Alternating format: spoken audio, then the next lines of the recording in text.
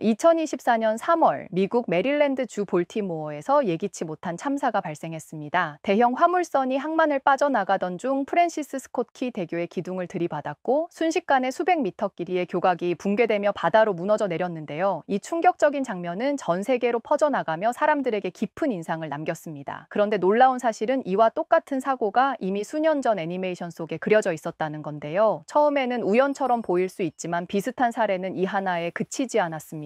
알분들은 다 아시겠지만 그중 제일 유명한 것은 심승아족에서 트럼프 대통령의 당선도 15년 전에 이미 마쳤었다는 것인데요. 2000년에 방영된 에피소드에서 호머가 우연한 계기로 트럼프의 머릿속으로 빨려 들어가게 됩니다.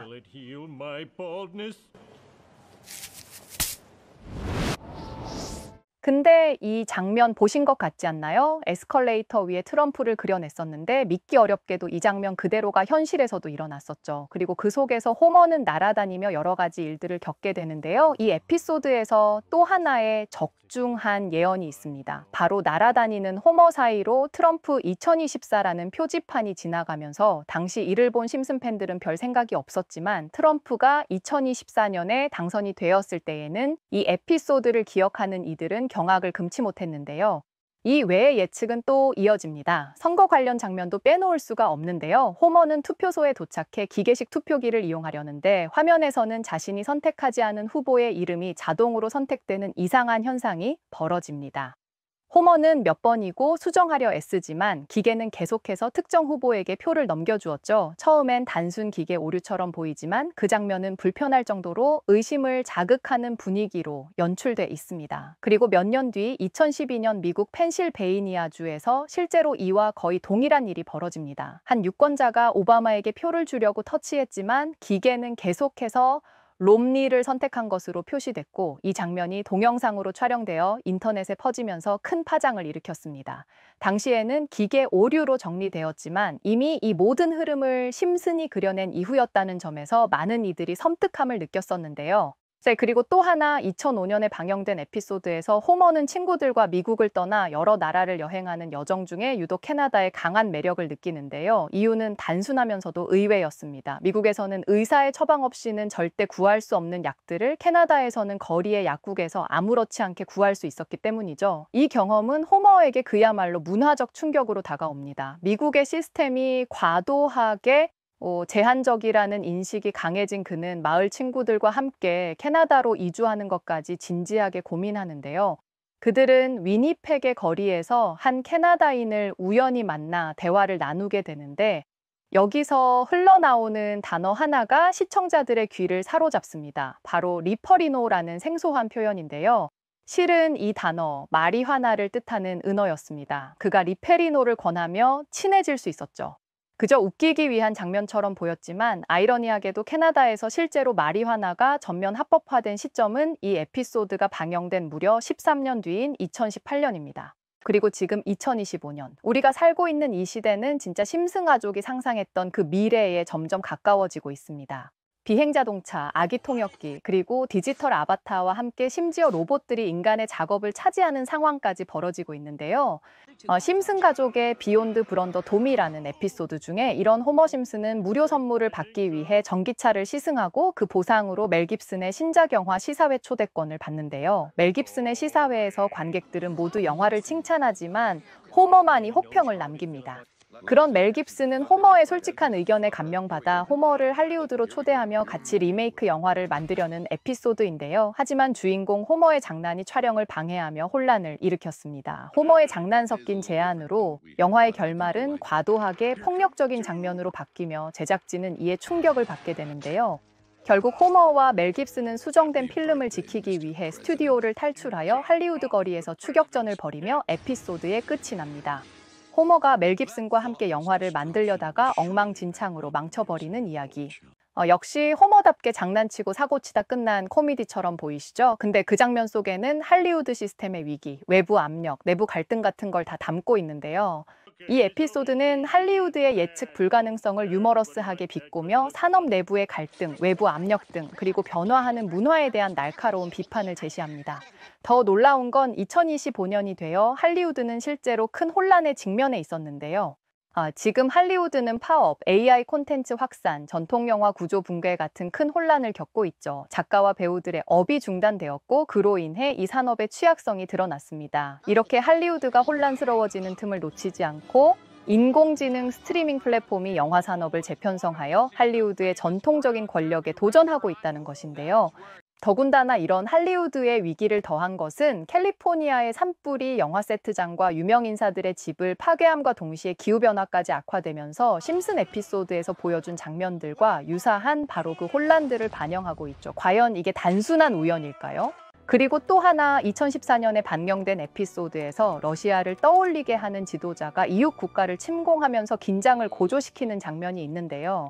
이 에피소드에서는 스프링필드의 리틀 우크라이나라는 지역이 등장하며 핵폭발을 암시하는 포스터가 등장하는 등 우리가 최근 알고 있는 전쟁 중인 우크라이나와 관련된 요소들이 여기저기 포함되어 있다는 것인데요. 일부 시청자들은 이러한 요소들이 우크라이나 난민 위기를 예견한 것이라고 주장하기도 합니다. 여러분들이 볼 때는 어떤 상황을 보여주고 싶어 하는 것 같나요? 푸틴과 러시아, 우크라이나의 가해진 공격, 기이한 운명의 뒤틀림 속에서 심승아족은 러시아와 우크라이나의 갈등이 본격화되기 훨씬 전에 그것을 예측한 것처럼 보였습니다. 러시아의 공격성이 강화됨에 따라 에피소드와 현실 사이의 경계가 모호해진 것처럼 느껴지지 않나요? 많은 팬들은 이게 정말 우연이었는지 아니면 정말 예언이 가능한 자들이 애니메이션이라는 매개체로 우리에게 조금씩 희망과 경고를 하고 있는 것인지 궁금해합니다. 저도 오늘 소개드리는 에피소드를 오래전부터 봐왔었고 전부 다시 시청하고 있는데요. 처음 본 그 당시엔 그냥 만화적인 설정이라고 생각했지만 지금은 현실입니다. 러시아와 우크라이나 전쟁이 벌어졌고 수많은 사람들은 그 장면이 머릿속에서 떠나지 않는다고 합니다. 만약 내가 했던 상상이 정말 맞아떨어지는 상황이 일어난다면 너무 소름 돋을 것 같지 않나요? 제가 제작자 입장이라면 스스로가 무서울 것 같은데요. 이쯤 되면 궁금해지지 않나요? 정말 단순한 우연인 것인지 아니면 정말 미래를 본 것일까요? 대중을 웃기려고 만든 만화였지만 우리가 그린 미래에 점점 가까워지면서 그 웃음 속에서 어떤 진실을 건드리고 있었던 건 아닐까 하는 생각을 하곤 합니다. 특히 많이들 아시다시피 블록체인 세상에서는 세력들이 음모론적 성향을 가진 것을 다들 아실 텐데요. 특히 심슨 같은 경우엔 이미 많이 알려져 있지만 일루미나티와도 밀접하게 연결되어 있다고 알려져 있죠. 저는 이런 애니와 미스테리를 좋아하다 보니 더 심슨에서 방영해준 예언들도 여러 방면으로 많이 찾아보곤 하는데요. 심슨은 블록체인을 이용한 특정 코인 출시 이전부터 암시하는 메시지를 자주 등장시켰었고 지속적으로 여러 코인에 대해 직간접적인 예언을 해왔습니다. 그중에는 이미 현실화된 예언도 많고 아직 미실현된 예언들도 있는데요. 2017년 당시엔 비트코인이 잘 알려지지 않아 코인에 대한 인지도 자체가 없던 시절에 심슨에서는 마치 비트코인을 연상시키는 듯한 에피소드를 방영시킵니다. 만약 2017년에 비트코인을 구매했다면 최소 1,500배의 수익을 얻을 수 있었을 테죠. 그리고 이 에피소드 뒤로도 비트코인의 폭등에 대한 이미지와 암호화폐의 발전에 대한 예고가 지속적으로 방영되었는데요. 암호화된 화폐라는 것을 10년이나 앞서서 방영을 했다는 것 자체가 매우 큰 미스테리로 남아버렸습니다. 네, 오늘 소개드렸던 에피소드들 외에도 여러 가지의 예언들이 있었고 그중 코인 관련 예언들도 몇 가지 있는 걸 자주 봐오셨을 텐데요. 대표적으로 프랭크 박사의 코인 발행 에피소드와 심슨 속 TV 화면 또는 포스터 이미지 등에 신경 쓰지 않으면 눈치채지 못할 만큼 조금씩 나타내죠. 심슨 제작진들은 이런 식으로 관심 있는 자들만 알아보게 세상에 알려주는 것을 즐기는 듯 해보이는데요. 비트코인, 이더리움, 리플, 도지코인, 라이트코인, 그리고 최근 큰 이슈가 되고 있는 파이코인까지 여러 가지 심볼과 그래프들을 배경에 삽입하며 암호화폐의 폭등에 대한 이미지들을 보여주었습니다. 이러한 장면들을 본다면 암호화폐의 폭등에 대한 예언은 모두가 맞아떨어졌다는 것인데요. 그리고 2021년 방영한 에피소드에서는 비트코인의 가격이 100만 달러를 돌파하는 모습이 나왔으며 오히려 미국 경제는 고꾸라져도 비트코인만 고공행진하는 모습까지 나오면서 결국 비트코인의 가격이 무한대를 찍는 모습이 예언되었습니다. 저는 이 에피소드에서 나온 모습들은 아직도 현재 진행형이라고 보고 있는데요. 저를 비롯한 많은 사람들이 에피소드에서 보인 모습과 현실이 얼마나 일치할지 기대의 차성패를 기다리고 있습니다. 심슨이 말하는 비트코인 가격을 가능케 할 사람은 놀랍게도 늘 트럼프였으며 올해 트럼프 선거 때부터 당선까지 트럼프 덕분에 비트코인에 다시 불장이 시작되었고 결국 심슨이 예언한 가장 큰 두 가지가 서로 얽혀 있다는 것이 너무 신기하지 않으신가요? 비트코인과 트럼프 둘 다 심슨이 예언한 것들이고 이 둘이 지금 크게 얽혀서 언론조차 뜨거운 반응을 보이고 있는데 다시 또 심슨의 예언이 현실로 이어지고 있는 순간을 보고 있는 것 같아서 너무 신기하고도 무섭기도 합니다. 전 분명 앞으로도 계속 이런 예언들이 나올 테고 지금까지 나온 예언 중에 실행되지 않는 것들도 많을 거라는 생각에 또 다른 예언 에피소드들을 찾아보려던 찰나 이렇게까지 이미 발행된 코인에 대해서 확실하게 보여주지는 않겠다는 생각이 들었고 혹시 몰라 다른 에피소드들 중에 암호화폐와 관련이 있고 이야기가 이어질 만한 에피소드들만 따로 몇 날 며칠 밤을 찾아보고 반복 재생해 보았습니다.